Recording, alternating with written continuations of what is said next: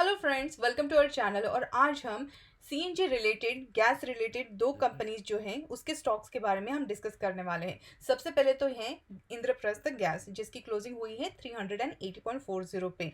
और दूसरी जो कंपनी है वो है महानगर गैस, 776.25 पे इसकी क्लोजिंग हुई है। अगर आप पिछले कुछ हफ्तों से देखें तो इन दोनों गैस स्टॉक में बहुत भारी गिरावट हो रही है और ये जो स्टॉक है ये बहुत ही 52 वीक लो पे आ गया है। इसके ढूंढेंगे हम रीज़न, और इसके नीचे भी क्या ये स्टॉक जा सकते हैं, और अगर शेयर होल्डर्स के पोर्टफोलियो में ये स्टॉक है तो उन्होंने क्या करना चाहिए। हम चार्ट एनालिसिस में भी सपोर्ट और टारगेट के बारे में डिस्कस करेंगे। सबसे पहले तो ये बता दें कि ये जो दोनों कंपनी हैं ये सप्लाई करती है कंप्रेस्ड नेचुरल गैस, जो कि ट्रांसपोर्ट सेक्टर में यूज़ होता है, पाइप नेचुरल गैस में यूज़ होता है जो कि पीएनजी है, और ये डोमेस्टिक इंडस्ट्रियल और उसी के साथ कमर्शियल सेक्टर में भी यूज़ होता है।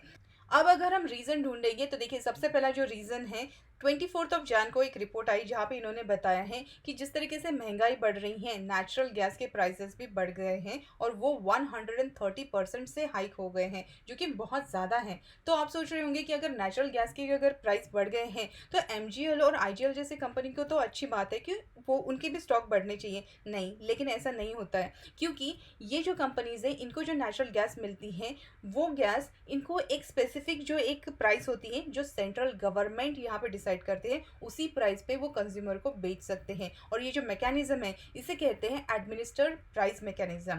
जो गैस है ये डोमेस्टिक लेवल पे बहुत ज़्यादा यूज़ होता है, all over the country use होता है, इसीलिए इसकी जो प्राइस होती है वो सेंट्रल गवर्नमेंट डिसाइड करता है और इन कंपनीज को उसी प्राइस में ये बेचना पड़ता है। अब उससे होता क्या है कि नेचुरल गैस तो उन्होंने बहुत महंगे दामों पे खरीद लिया, लेकिन जब ये सीएनजी प्रोडक्ट जो होते हैं ये कंज्यूमर को जब वो दे रहे तो उनको स्पेसिफिक प्राइस है जिस प्राइस पे उनको बेचना पड़ता है, मतलब महंगे में खरीद के जो प्राइस है वहाँ पे बेच रहे हैं, तो इनका जो मार्जिन है उस पर बहुत ज़्यादा प्रेशर आता है।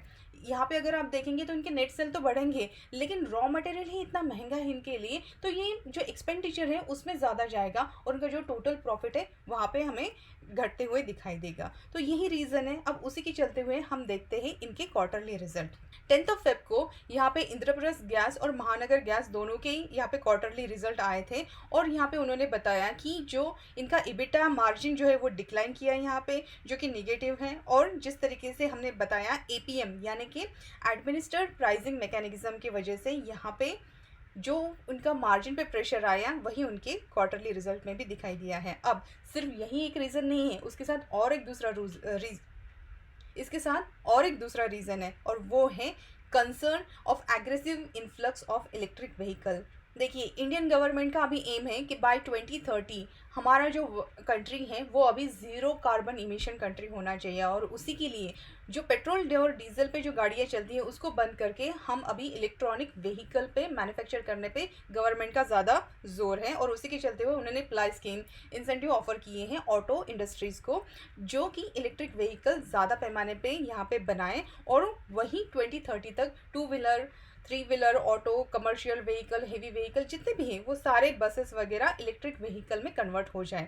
अब अगर सीएनजी के जो इनका प्रोडक्ट है वो उस पर जो व्हीकल चलते हैं वो तो बंद हो जाएंगे, क्योंकि सारे जो व्हीकल हैं वो इलेक्ट्रॉनिक बैटरी स्टेशन जो है उसके लिए उनको बैटरी चार्जिंग स्टेशन लगेंगे, ना कि उनको सीएनजी लगेगा। तो ये तो आईजीएल और एमजीएल जैसे स्टॉक है उनके लिए तो निगेटिव न्यूज़ होगी।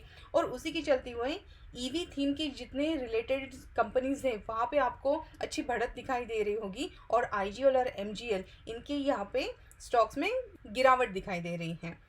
अब यहाँ पे इन्होंने क्या बताया है कि आईजीएल अपना जो सेल वॉल्यूम है वो यहाँ पे बढ़ा सकता है। कुछ एरियाज़ है जैसे मुजफ्फरनगर, हरियाणा, यहाँ पे सिटी गैस जो है ये यहाँ पे अपना जो नेट सेल है यहाँ पे वॉल्यूम के साथ इंक्रीज कर सकता है। और उसी के साथ अब जब ईवी आया है तो इन कंपनीज़ को भी कुछ करना पड़ेगा, तो इसीलिए इनका जो सीएनजी का डिमांड जो है ये लॉन्ग टर्म में ख़राब ना हो, इसीलिए इन लोगों ने ये जो प्रॉब्लम है इसको एक्नोलेज किया है, और इन्होंने अभी प्लान किया है कि ये सेटअप करेंगे 50 ईवी बैटरी स्वैपिंग स्टेशन।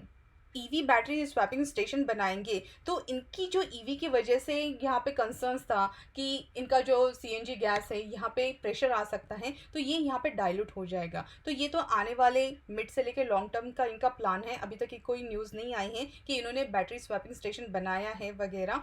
लेकिन जैसे ये धीरे-धीरे प्रोसेस आगे बढ़ेगी, तब इन जो स्टॉक है, यहाँ पे भी थोड़ा चेंज दिखाई देगा। अब हम बात करते हैं टेक्निकल चार्ट एनालिसिस की। तो देखिए, अगर हम यहाँ पे चार्ट की बात करें तो ये है आईजीएल का वीकली चार्ट। वीकली चार्ट हम यहाँ पे देख रहे हैं क्योंकि यहाँ पे जो प्राइस एक्शन है ये वीकली पे हमें प्रॉपरली दिख रही है। डेली में अगर आप देखेंगे तो यहाँ पे आपको गिरते हुए ही स्टॉक दिखेगा। अब हमें ढूंढना है यहाँ पे सपोर्ट और यहाँ पे चार्ट पैटर्न क्या बन रहा है।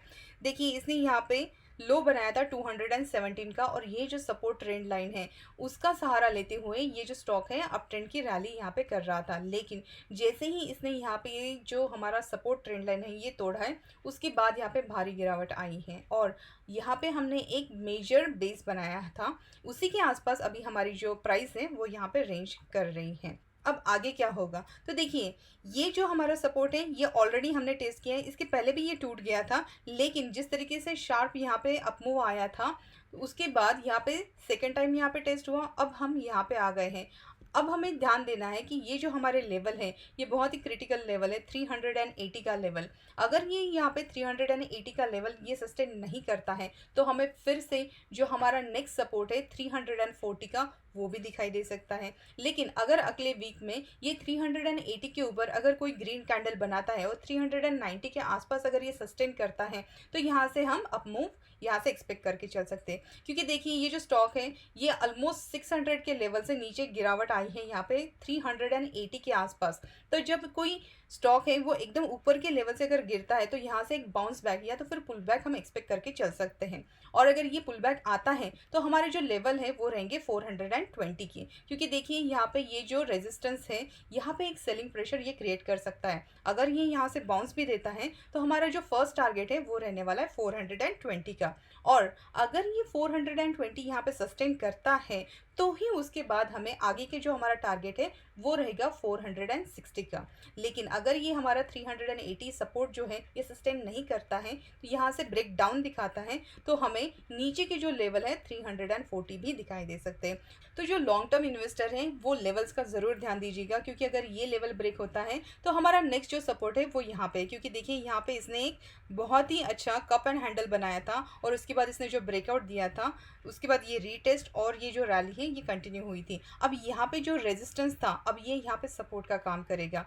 दूसरा जो स्टॉक है ये है एमजीएल। इसका भी हम वीकली चार्ट ही देख रहे हैं। देखिए, वीकली चार्ट में अगर आप देखते हैं तो ऑलमोस्ट 2018 से लेके 2020 ये ड्यूरेशन में ये जो स्टॉक है ये सिर्फ दो रेंज के बीच में अटका हुआ है। मतलब 1240 के आसपास उसका हाई जाता है और ये फिर से जो लो है 775 के बीच में ही रहता है। मतलब उसी के बीच में ये इतने सालों से यहाँ पे ऑसिलेट कर रहा है। अब देखिए, हमारा जो लो है यहाँ पे इसने बहुत ही अच्छा बेस बनाया है। जितनी बार 775 के आसपास आता है उसने यहाँ से एक पुल बैक दिया है, एक बाउंस दिया है, बहुत ही बड़ा बाउंस दिया है। और ये जो हमारा सपोर्ट है ये मल्टीपल टाइम यहाँ पे टेस्ट हुआ है, तो इसीलिए ये हमारे लिए एक बहुत ही मेजर सपोर्ट है। क्योंकि अगर ये यहाँ पे से अगर टूट जाता है तो उसके नीचे के जो लेवल है वो भी यहाँ पे दिखाई दे सकते हैं। लेकिन जिस तरीके से आप देख रहे हैं यहाँ पे बहुत ही गिरावट, कंटिन्यूसली यहाँ पे डाउन ट्रेंड ही यहाँ पे दिखाई दिया था, तो यहाँ से एक रिवर्सल हम एक्सपेक्ट करके चल सकते हैं। और अगर यहाँ पे रिवर्सल आता है तो हमारे टारगेट क्या रहने वाले हैं, तो देखिए, फर्स्ट जो हमारा टारगेट है ये है इसका डेली चार्ट। तो देखिए, डेली चार्ट में अगर आप देखते हैं तो ये जो स्टॉक है ये कंटिन्यूसली एक चैनल में यहाँ पे इसने रेंज में ही ऑसिलेट किया है। इसका टारगेट और यहाँ से अगर पुल बैक देता है तो ये कहाँ तक जा सकता है, इसके लिए हम देखेंगे इसका डेली चार्ट। तो देखिए, डेली चार्ट में यहाँ पे मैंने एक रेजिस्टेंस ट्रेंड लाइन बनाई है और ये है इसकी सपोर्ट ट्रेंड लाइन, और इसी के बीच में ये ऑसिलेट होता हुए नीचे की तरफ ही जा रहा था। अब हम हैं यहाँ पे सपोर्ट पे। अगर ये सपोर्ट से यहाँ से बाउंस बैक देता है तो सबसे पहला हमारा जो रेजिस्टेंस है वो है 806 का। तो सबसे पहले 806 दिखाई देगा। अगर ये यहाँ पे 806 सस्टेन होता है तो उसके बाद हमारा 850 का लेवल दिखाई देगा। देखिए, जैसे ये 850 का यहाँ पे लेवल दिखाता है तो उसके बाद ये जो हमारा रेजिस्टेंस ट्रेंड लाइन है इसका एक ब्रेकआउट भी हो जाएगा। तो अगर हम ये ब्रेकआउट यहाँ से देता है तो यहाँ से हम एक रिवर्सल की साइन एक्सपेक्ट कर सकते हैं। मतलब ये जो रेजिस्टेंस ट्रेंड लाइन है इसका ब्रेकआउट होगा। फर्स्ट जो हमारा इमीडिएट टारगेट रहेगा वो रहेगा 850। अगर ये यहाँ पे सस्टेन करता है, हो सकता है उसके बाद ये यहाँ पे रीटेस्ट करें। सपोर्ट रीटेस्ट करने के बाद ये जो हमारा रेजिस्टेंस ट्रेंड लाइन है ये एज ए सपोर्ट काम करेगा। रीटेस्ट के बाद ये फिर से बाउंस बैक देता है तो हमारे जो नेक्स्ट टारगेट हैं वो रहेंगे 900 के। ये हमारे शॉर्ट से लेके मीडियम टर्म के टारगेट हैं अगर ये यहाँ से रिवर्सल दिखाई देता है तो। लेकिन अगर ये हमारे जो लेवल है 775 के अगर ये तोड़ता है तो उसके बाद नीचे की तरफ डाउन साइड जो है वो ओपन हो जाती है।